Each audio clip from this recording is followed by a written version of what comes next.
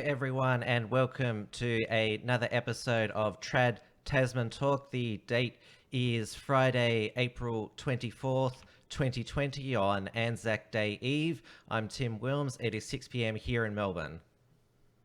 And it is 8 p.m. here in Auckland. And it is good to be back on the Right Minds YouTube channel. So we are once again streaming to both the Unshackled and Right Minds. So Tim will fill us in with a few more details there.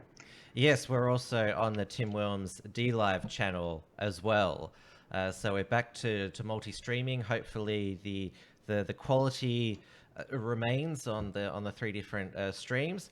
But if you're watching on the Unshackled's YouTube channel, you can send through a super chat directly through YouTube by pressing the dollar button. And if you're on my D-Live, you can send through a lemon or an ice cream, the cryptocurrency of D-Live's platform. Though I just want to clear up, this wasn't on the agenda, but it's something that's really grinding my gears at the moment. There's been a lot of outrage overnight that Britain First and Tommy Robinson were banned from TikTok. And why you're outraged that an app owned by the Chinese Communist Party ultimately would ban Western nationalists from its platform? And the fact that you're using TikTok to begin with. Yeah, so I don't have a TikTok. The Unshackled doesn't. You don't, I assume. You gather that I don't have a TikTok, huh? Yeah. No, definitely not. Install that communist spyware from your devices, people. It's in some good news. I just got a comment here saying that they love the intro music, Tim. So that wasn't on the agenda either. But is it James who did the intro music, James or Fox somebody Higgins. He's the muso technical genius here. He does the intro for this, the Uncackables. He sings the original Advance Australia Fair anthem, the one from the 19th century, and also the Wilmsfront intro as well, music. And if you're interested, he's got an album that he's trying to fund called Logos Rising. Yes. And so if you're into that, and if that sounds similar to Michael Jones has got a book coming out apparently with the same name.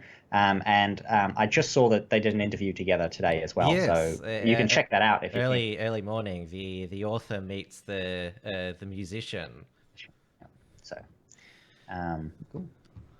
He'd previously been on Michael Jones' Dieuwe Beltran's Wednesday live stream, so he's getting to know us all in Australia. Michael Jones.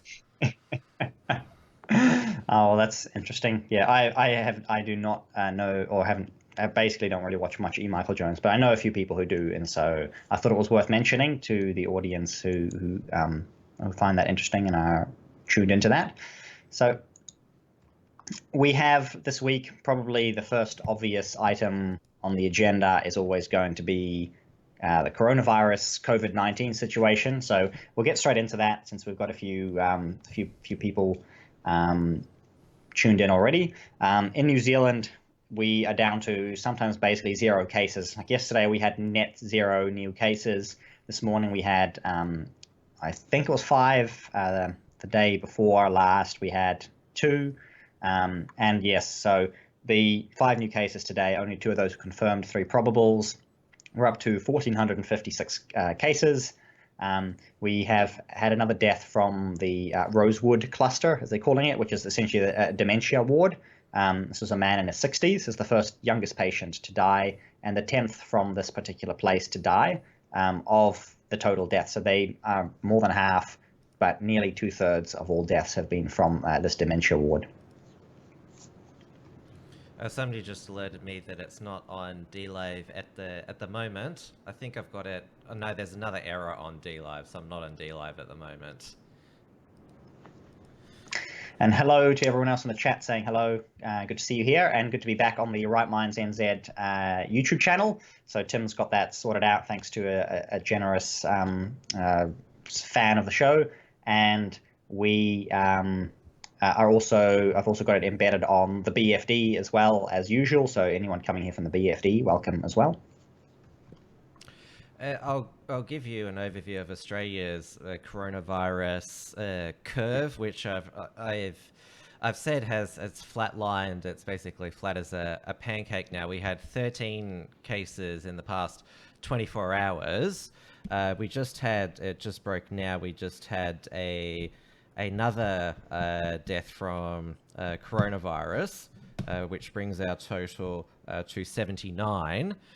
So we've had 6,667 confirmed cases in Australia. We've had 5,095 recover. That's more than 3/4 now, and we've conducted 474,000 tests, and the positive rate is now less than 1.5%, and it's getting to the stage now where basically anybody who thinks they may have coronavirus can get a test now.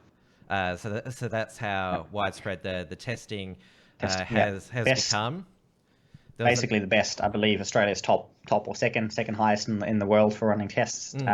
New Zealand is now finally catching up, not too far behind.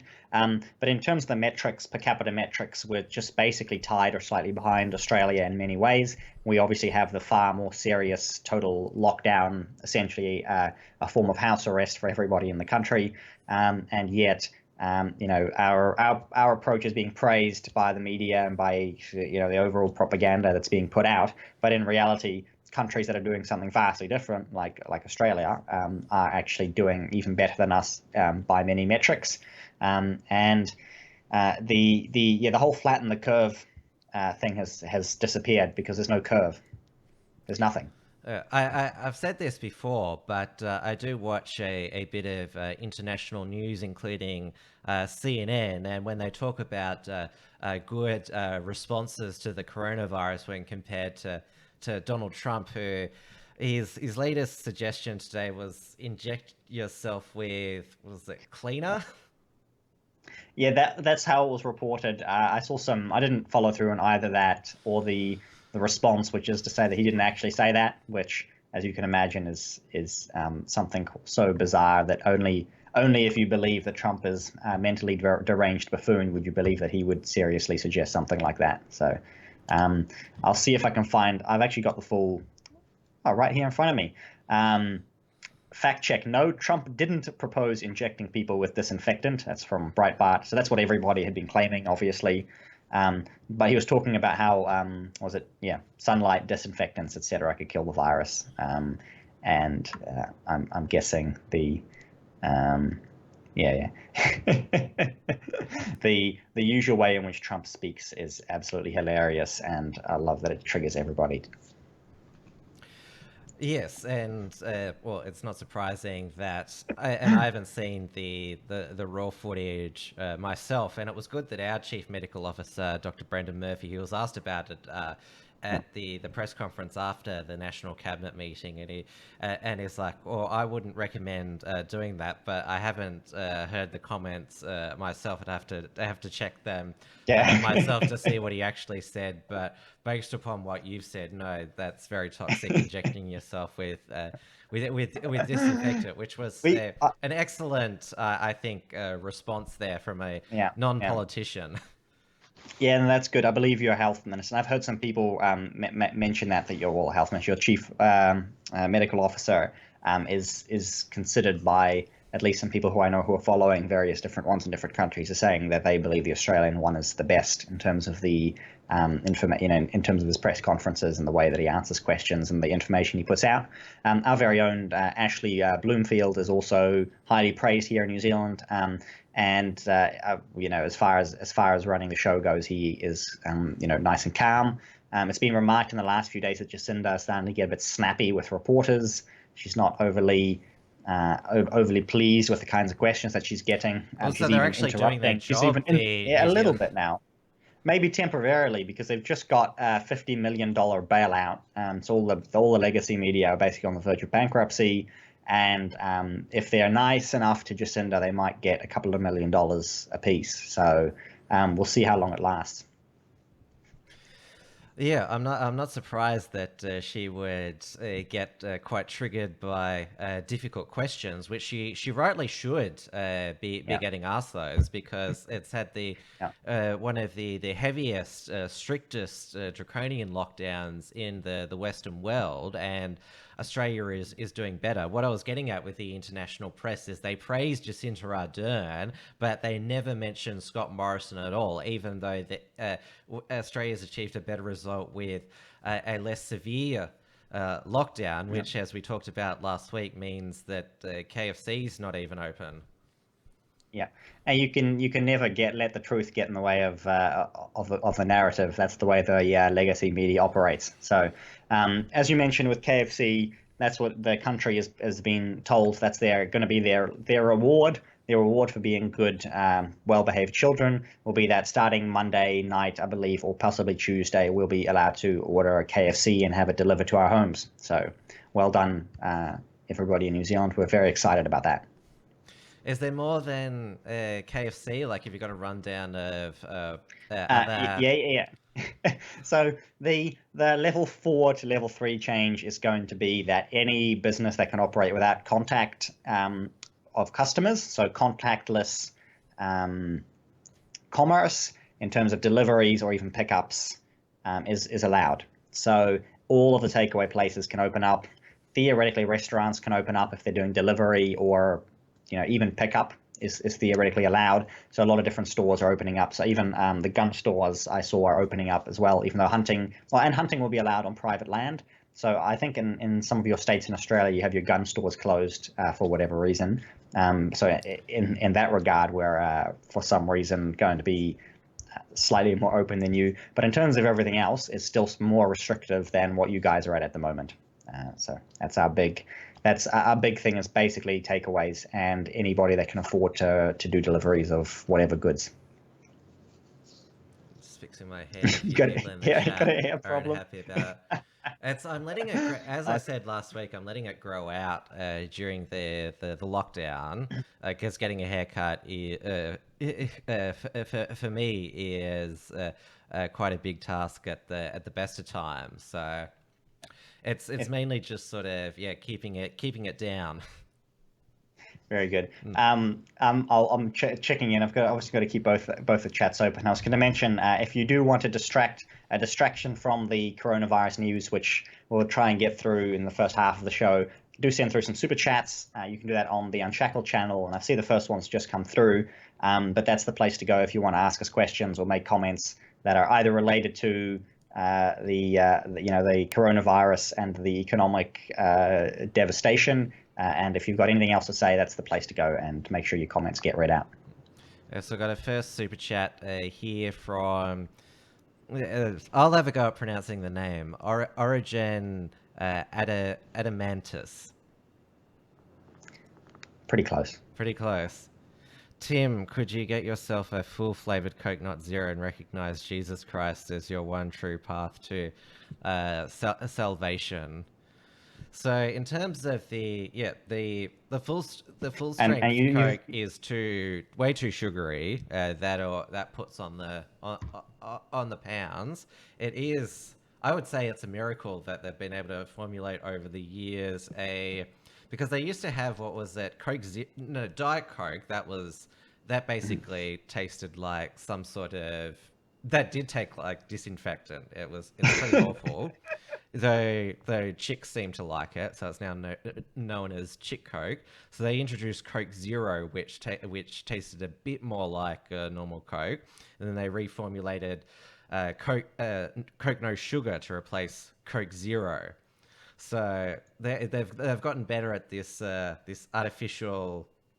I can't believe it's not full strength sugary Coke. And in terms of Jesus Christ as your one true path to salvation, the other half of that salvation is that believing in God. And I still don't believe it's possible that there is a God who created the earth. I just don't believe that's possible. So that's why I we'll don't work on that. recognize. We'll work on that, Tim. Thank you for that. And you didn't read out the amount as well. He gave you $7.77 as a symbolically significant number there. So I thought I'd better point that out. Oh yes, what is it? What's the significance of it? Well, seven is the number of perfection. So he gave you 3 times 7. So he gave you the perfect number. Oh, thank you very much. And we Very just got good. another super chat just then from Diano Marsden for 10 Australian dollars. Thank you, Diano, but you didn't put through a message there. I have got a message here from her from like 15 minutes ago. She said, "Hey dude, Kiwi here, watching from Melbourne. So if you welcome, and if you'd like to actually have Tim read something out, go and post there." Well, even though Daniel Andrews is our premier in Victoria, and he seems the most eager to keep us locked up, he talked about, oh, we're definitely going to go to level 4 lockdown, and that changed from, oh, we probably won't have to, oh, but we might. But now we have the chief health officer today, Brett Sutton. I don't know how Daniel Andrews let him say this. He said that I don't think there'll be a second wave now of coronavirus. It's now about suppression and elimination. Not towing the party line anymore.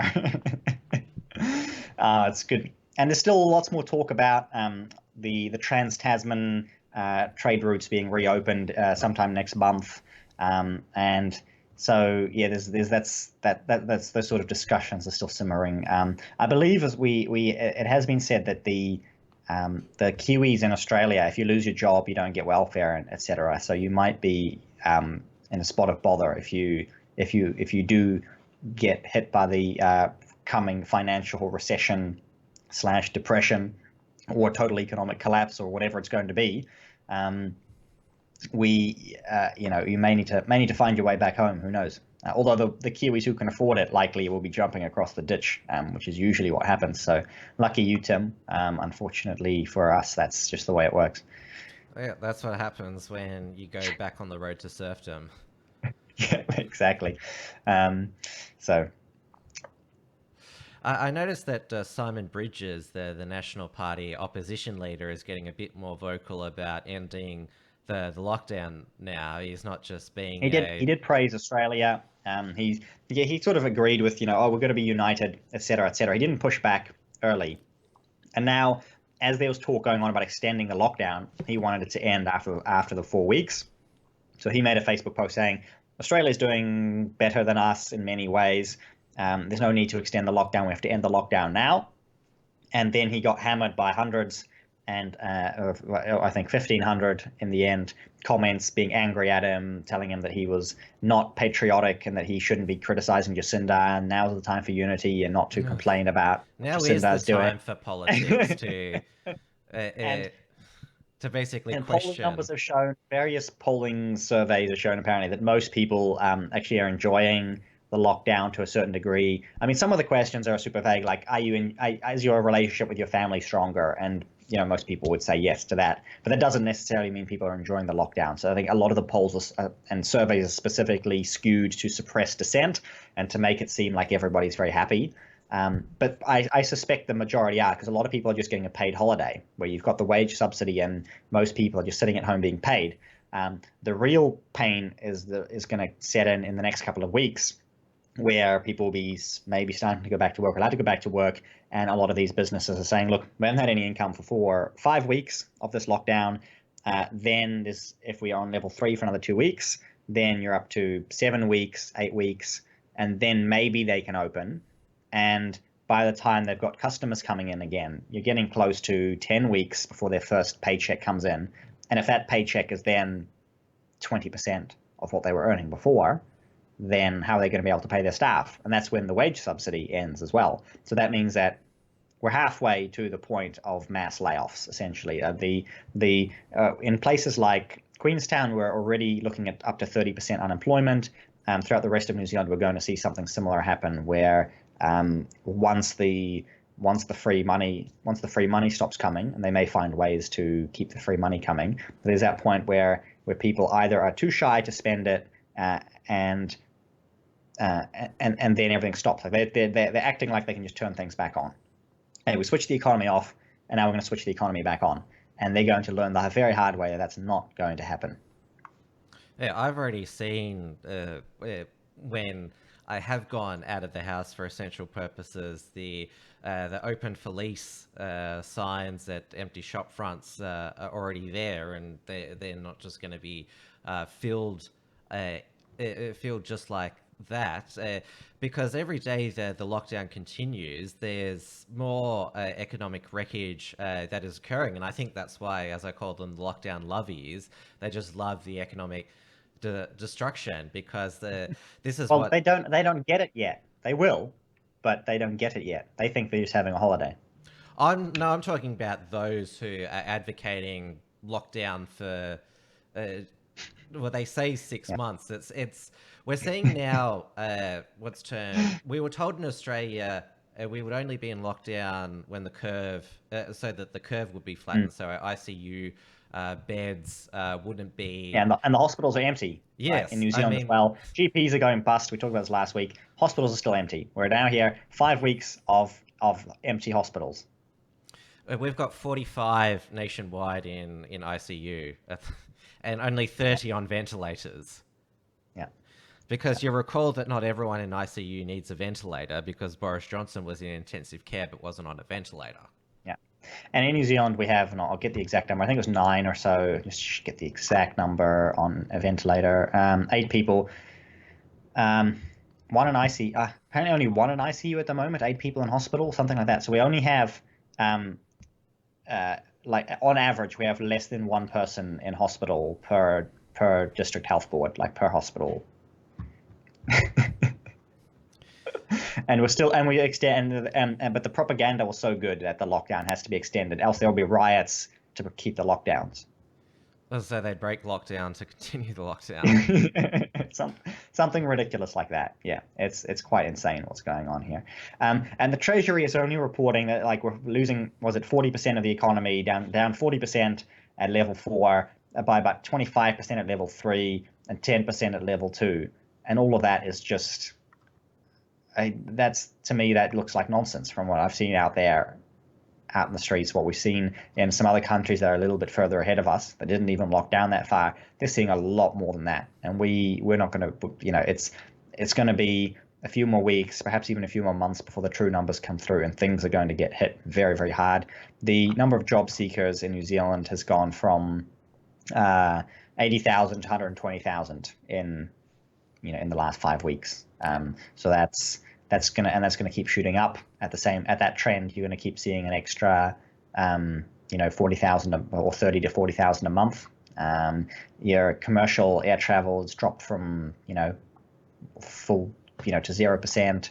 The traffic has dropped by 80%, which, I mean, is what you would expect with a full-scale lockdown. But that's not just going to go back up. Same thing with retail. Retail spending is down 30 to 40%, possibly, in many cases, and that will probably go back up a little bit.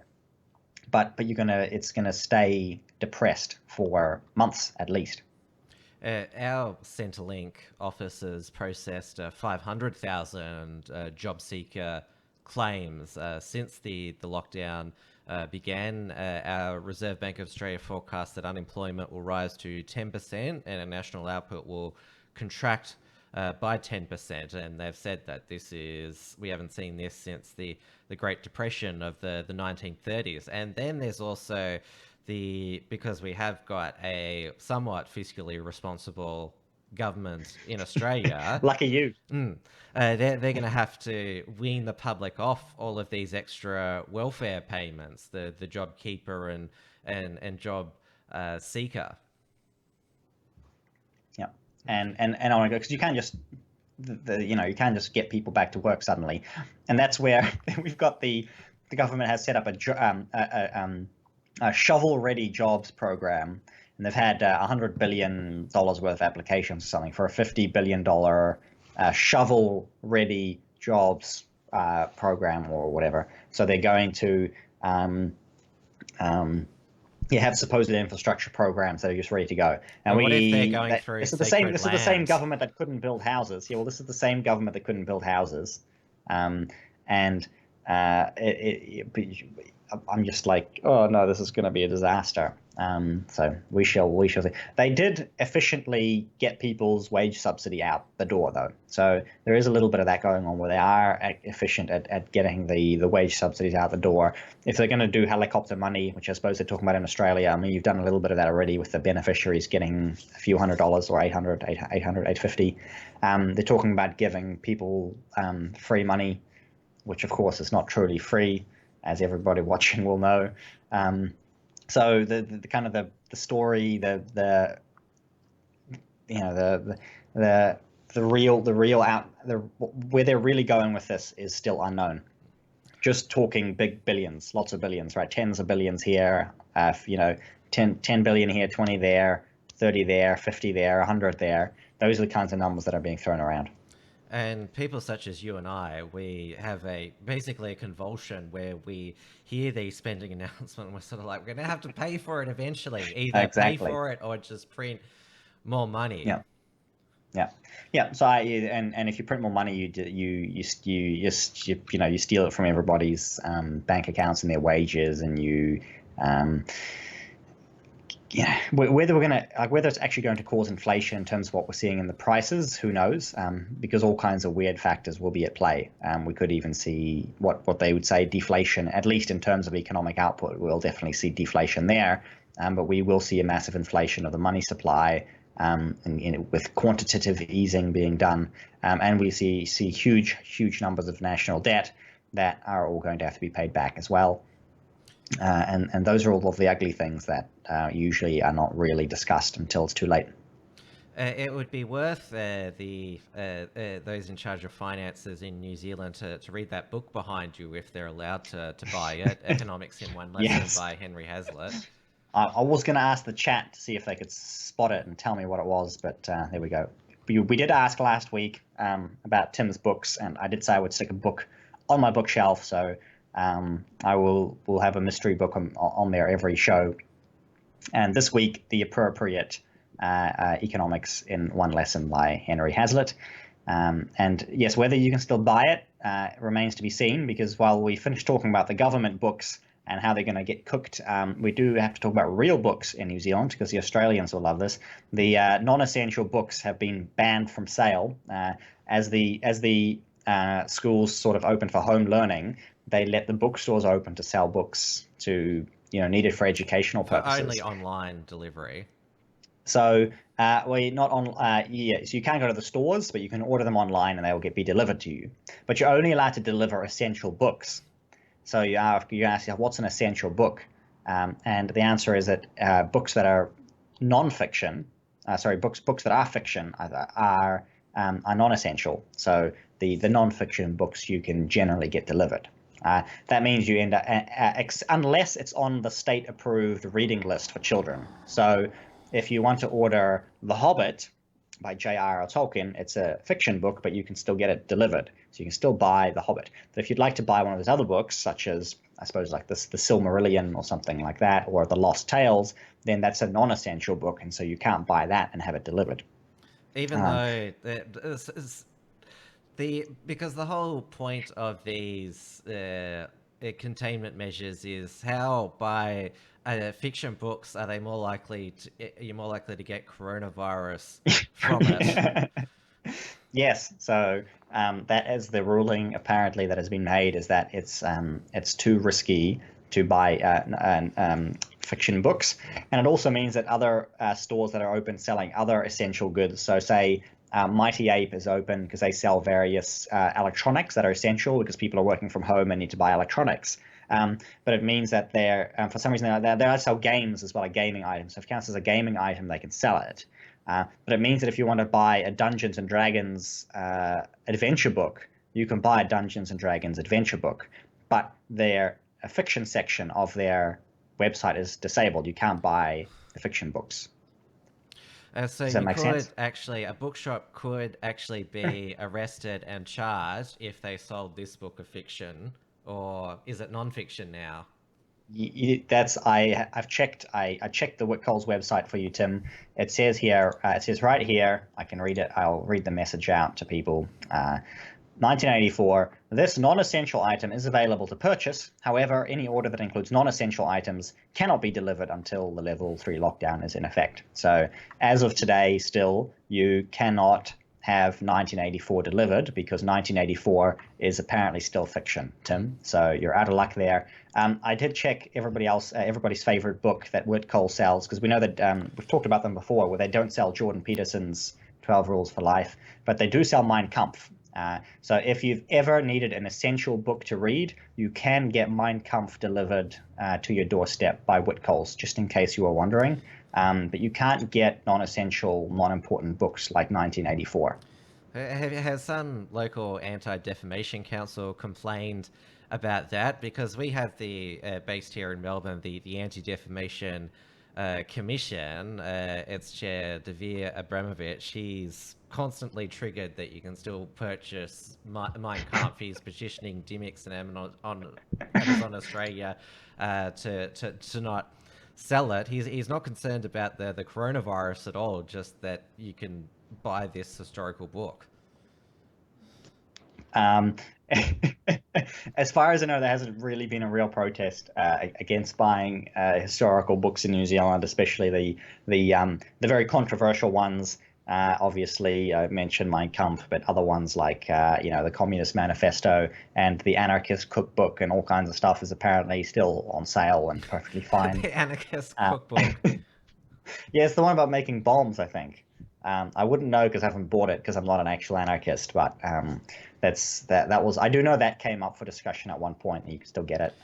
Our chief censor will actually ban books that are supposedly very, very harmful, but none of these historical works tend to meet that criteria. So, has Jacinta been asked about this at I a hope press this makes conference? sense. Not to my knowledge, no. So they're not doing their job then. They're not really. No. When I listen to, when I say that she's been complaining about hard questions, it's not like what we would consider hard questions. Those are just normal questions. The question she's used to getting when I was watching 2 days ago, 3 days, oh, it was more than that, but the days are blurring together. It was more like 3 or 4 days ago. The question she was getting was like, how do you feel about whatever? How hard was it to make the decision to do whatever? So those are the kinds of questions that she gets at the press conference. Well, that's the questions that our Prime Minister also gets, and he answers them. Scott Morrison was asked by Paul Murray on Sky News about how hard it was, and he talked about the restrictions he had to place on funerals to 10 people, and you sort of choked up a bit. And he didn't mention this. Oh, you've got 10 people, Tim. We have 0 here. Oh, so they just chuck them in the coffin or in the crematory? Yeah, they chuck them in and they film it. They film it for you, and they'll send you a video. Oh, well, at least they're doing a bit more courtesy, like unlike another regime which basically used to do that. So yeah, that's it. Yeah,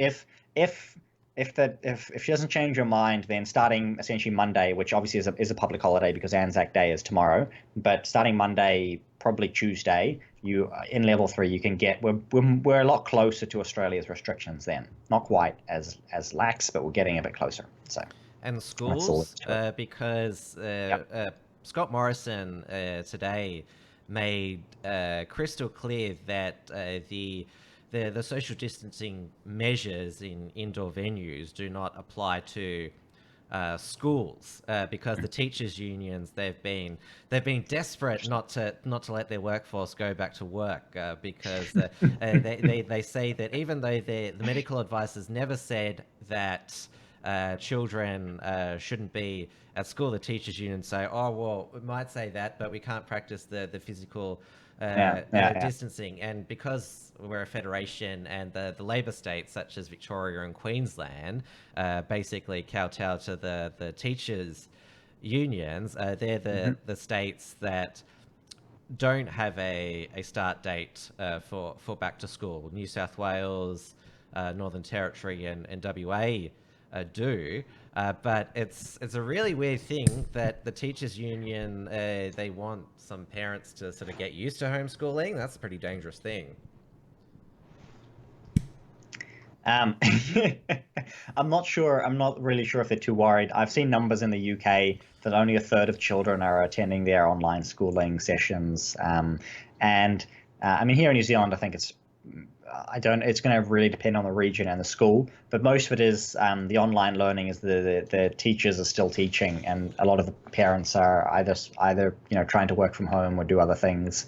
Um, I I haven't seen much evidence that they're necessarily worried at all about the children not getting anywhere or not learning anything, or having getting ideas by being homeschooled. I think that effect is it doesn't really play into their thinking, but I think it's quite neat in that at least the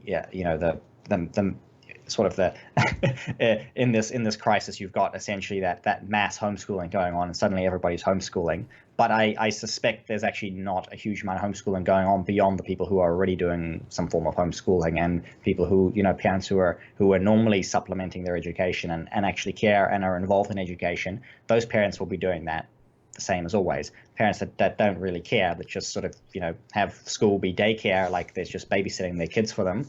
Those parents are not going to care at all, and there's not. I don't believe there's going to be. I've not seen any evidence of a drastic change. Although it would be nice if there were. Like, I really would like that. But can I ask what you're going to do post the coronavirus with your children's education? Obviously, you've got a trad wife in the lovely Amy.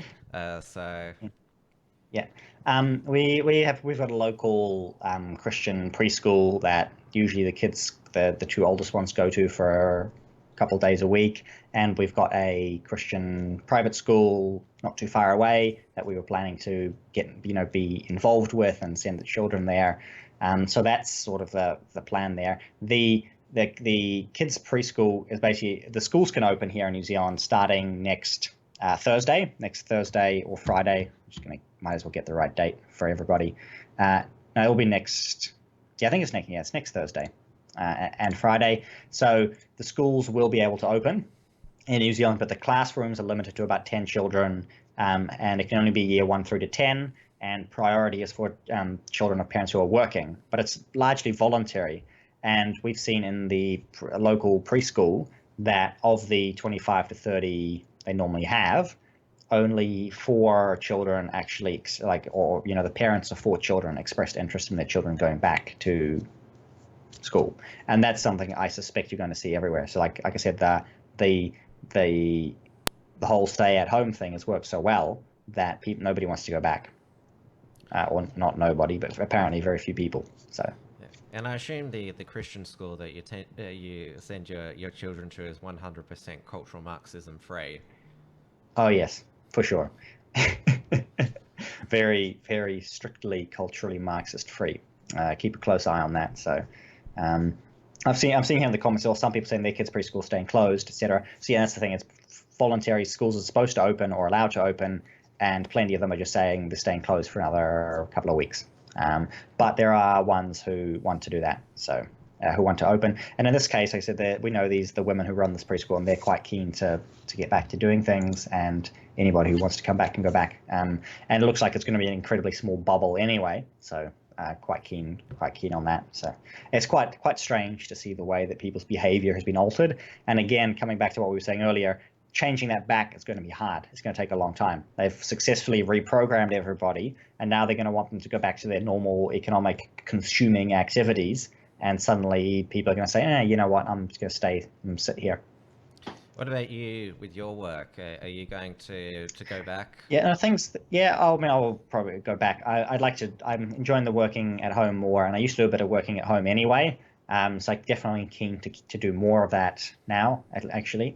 I'm quite enjoying it. And it depends. People say, is it more productive, less productive? It actually varies a bit, I find, for myself and the work that I do. Sometimes you can get more done in the office. Sometimes you can get more done at home. It really depends day to day.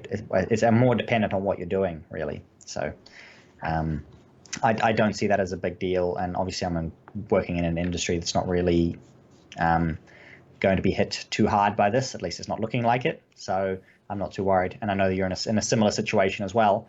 But I'm really worried about all the other people who are going to suffer, and I know a few of them who know that they're basically out of a job, and they're really worried and upset. And obviously you have all the people who are saying, oh no, this is great, let's keep everything, everything's fine. And they probably, many of them are going to suffer. They just don't see it yet. I think that's something that's just going to end up being, the people's eyes are going to be open. They're going to be in for a very rude awakening. A lot of people.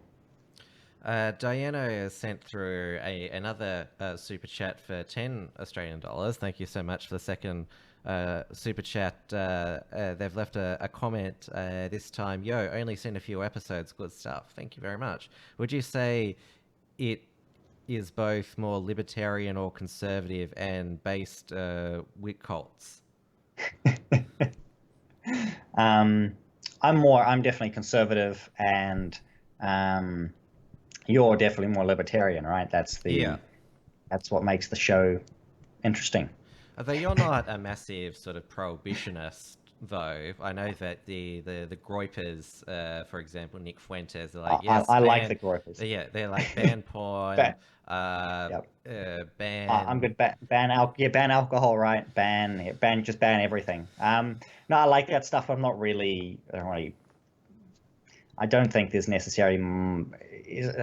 I think there are deeper issues that I like to focus on. I think in that, from a meme warfare perspective, from arresting people, getting people's attention, they like that stuff. But I think that the deeper cultural, social issues that we have, and going back to the earlier super chat that we had, especially around Christianity, and people's salvation, and the way that people's the things that people value, the way they see the world, their relationship with God, that's actually is actually a far deeper issue. And yeah, you can run around being more openly conservative, or as they say, prohibitionist, where ban this and that and the other thing, which is likely not going to get anywhere at this point, except for get some attention and some traction. So they're using it well, I think. But I'm definitely more on that side, and you're definitely not more on that side. Well, as we're seeing at the moment with the social restrictions and house arrest, if you propose banning something, translate that to it means that the government police forces have got the power to enter your house with guns to stop you doing that banned activity, even though it's a victimless crime. Yeah, well, that depends on which victimless crimes, or how victimless some of these crimes are, because well, I'm talking about a lot of these things consuming pornography. I'm talking about. But as the industry, right? If you're talking about it as the industry itself, exploits a lot of people. There's a lot of sex trafficking that goes on, and various other crimes that go on inside that industry. And you could make similar arguments for social damages on drugs and alcohol and various other bits and pieces, which we won't go into on this show.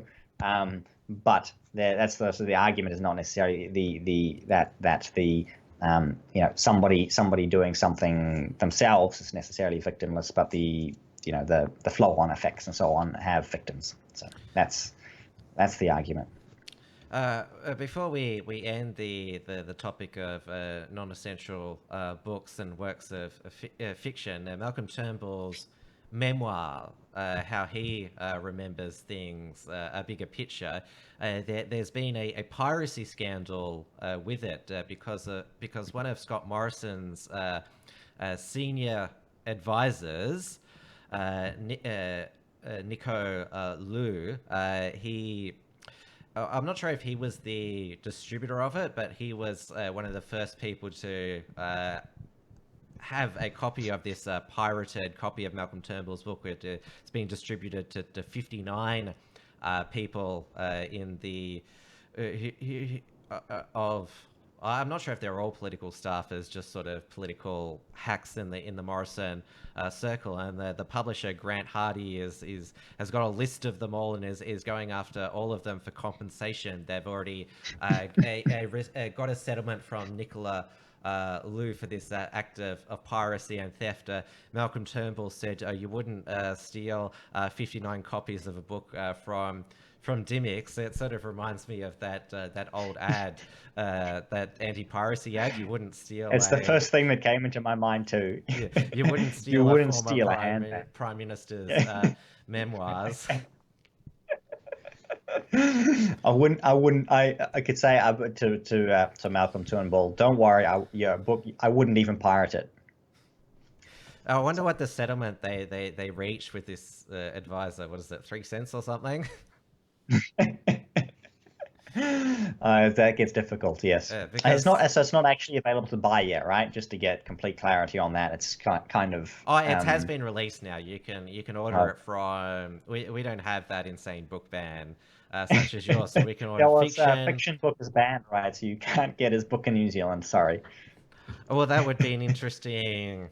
If one of your press corps there was totally based and red-pilled, they'd ask that question of Jacinta.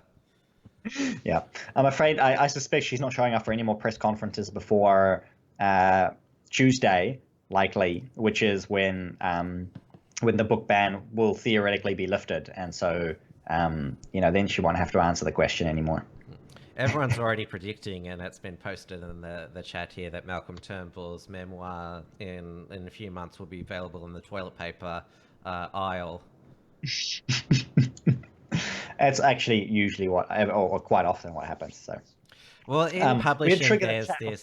By the way, with our previous conversation there, I'm just reading. I'm being criticised by people as well for not being right wing hardcore trad conservative. Because I didn't think that porn should be banned. Yeah.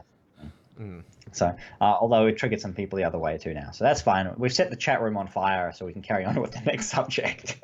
Yeah, it's a hot topic to use a mainstream media term. Yes, very good. So we're gonna. I've got here. We could get into the sort of the oopsie moments of the segment of the show. We're getting close to the end too, so that works well. So you go first, Tim. We've got a sports update because we've had both rugby codes. Their CEOs have been canned. You would know. Oh, she's one of your citizens. The Rugby Australia. One of my spies, traitors. Raylene Castle, former CEO now. She resigned late last night. Because she said that Rugby Australia board no longer had confidence with her. Everyone will know her from the Israel Folau saga. She is on the left here. I refer to her as the goth chick. She hasn't got the black lipstick there that she normally wears there, but you can see the hair there. So she was the one who oversaw the termination of Israel Folau's playing contract. Then he sued for unfair dismissal. There was a settlement at the end of the year. Rugby Australia has got a $120 million revenue black hole. Their broadcast deal is in limbo because negotiations with Foxtel broke down on a rights deal.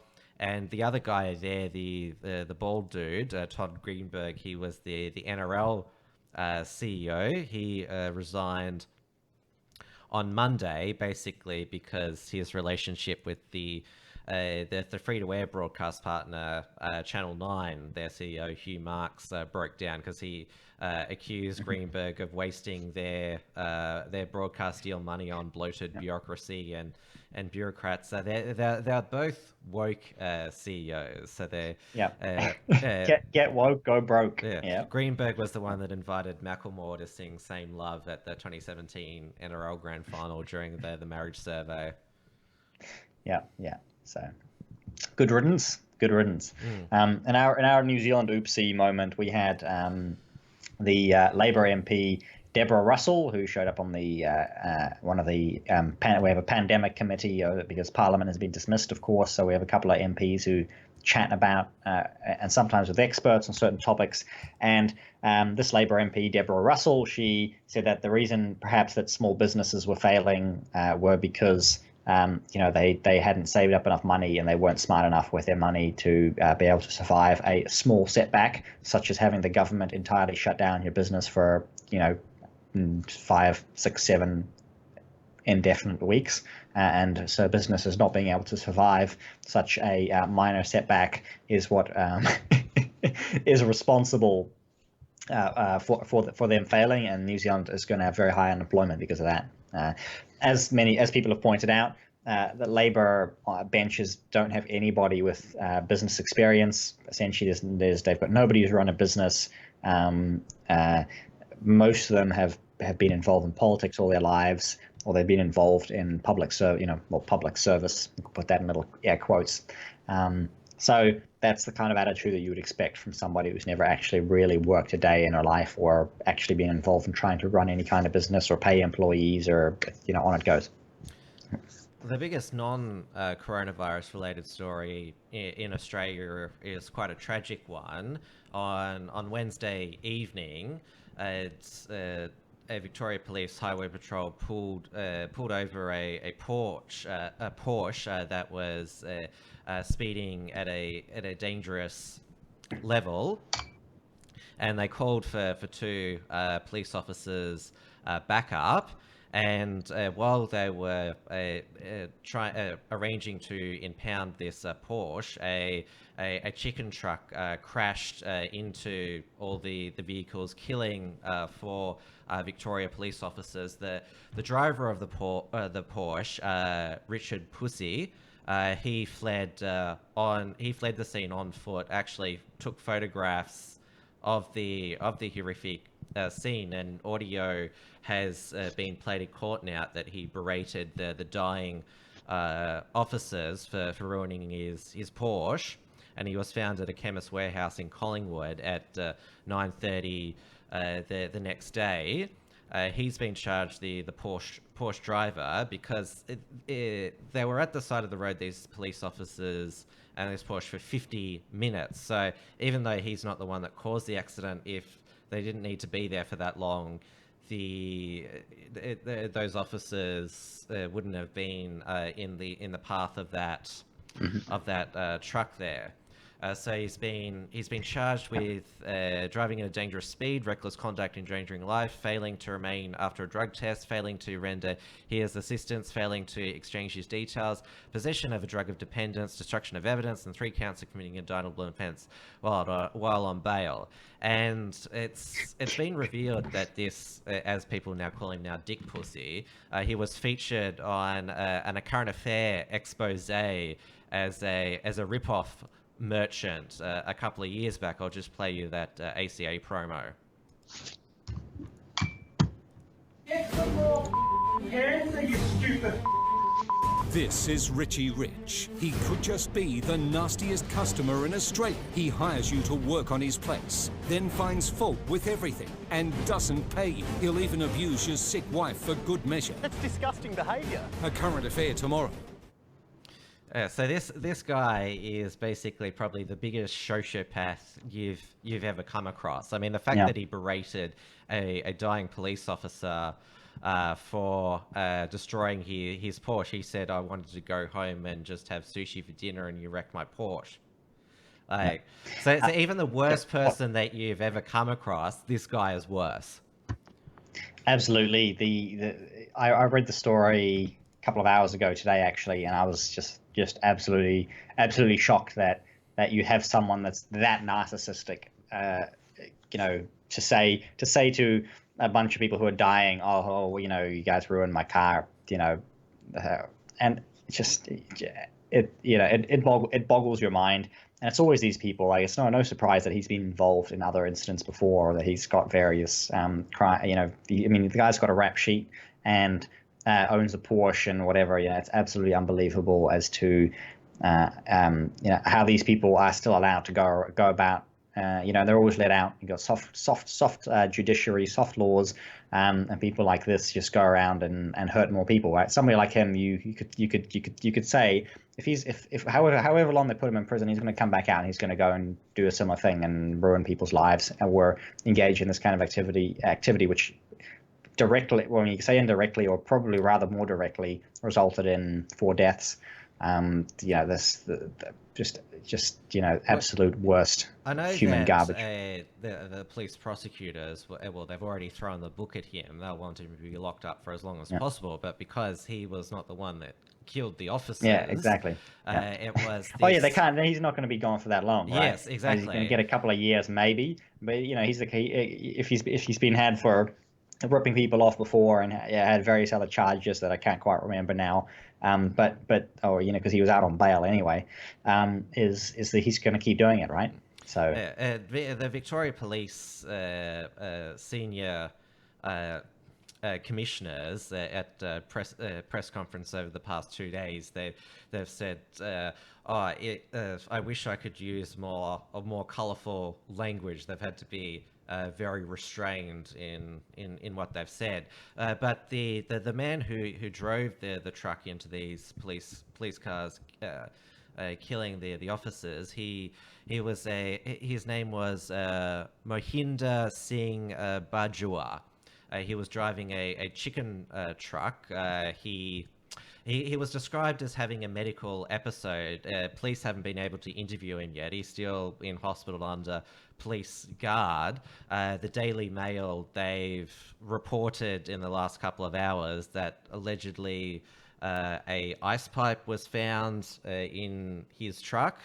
That's what they've reported. The Daily Mail in the past couple of hours. But it's sort of like a medical episode. What sort of is that? And if you're driving a truck, a huge chicken truck like that, I mean, you've obviously you can't have people driving trucks who've got medical conditions. Exactly, So that's the other half of it there. Yeah, it'll be interesting. It sounds like very possibly they could both be rather undesirable people.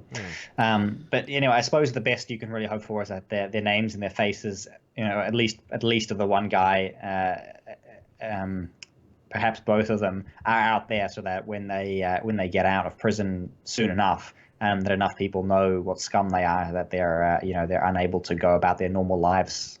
And I'll mention the Victoria police officers who did lose their lives in that crash. Senior Constable Kevin King, Constable Glenn Humphreys, Senior Constable Lynette Taylor, and Constable John Pretzny. So they were the four officers. It's the most horrific police loss of life in a single incident in Victoria in over more than 100 years. You have to go back to the 19th century. Yes, wow, yeah, we seem to have a couple of once in 100-year events happening recently. That's quite extraordinary.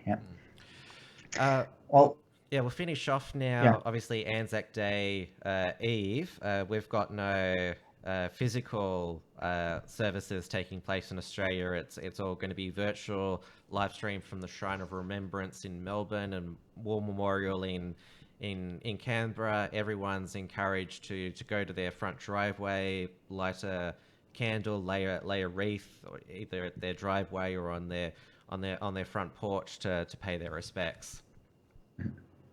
I've got a similar sort of situation in place here in New Zealand.